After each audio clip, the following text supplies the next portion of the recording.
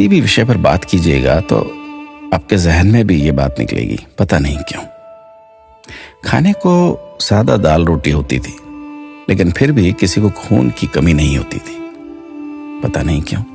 School में अध्यापक खूब कान खींचते थे, डंडों से पिटाई होती थी, लेकिन कोई बच्चा स्कूल में डिप्रेशन के कारण आत्महत्या नहीं करता था, पता नहीं क्यों। बचपन में महंगे खिलौने नहीं मिलते थे, लेकिन हर खेल बहुत आनंदित करता था, पता नहीं क्यों।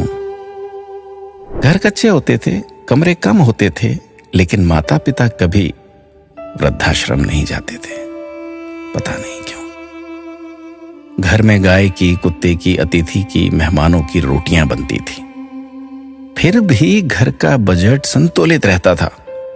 आज सिर्फ अपने परिवार की रोटी महंगी हो गई, पता नहीं क्यों।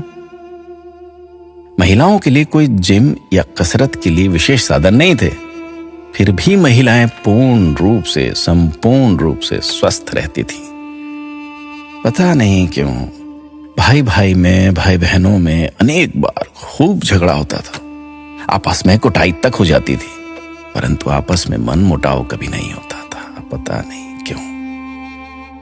परिवार बहुत बड़े होते थे, पड़ोसियों के बच्चे भी दिन भर खेलते थे, फिर भी घरों में ही शादियां होती थी, पता नहीं क्यों।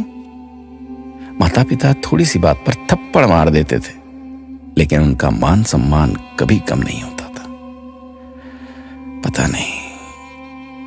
ऐसे अनेक क्यों के सवाल दिल में उठ रहे हैं। आप सभी तक इस क्यों को पहुंचाने की कोशिश कीजिए। शायद फिर से पहले जैसा सौहार्दपूर्ण वातावरण, आपसी प्रेम, एकता का माहौल बने। एक एक 11 होते हैं।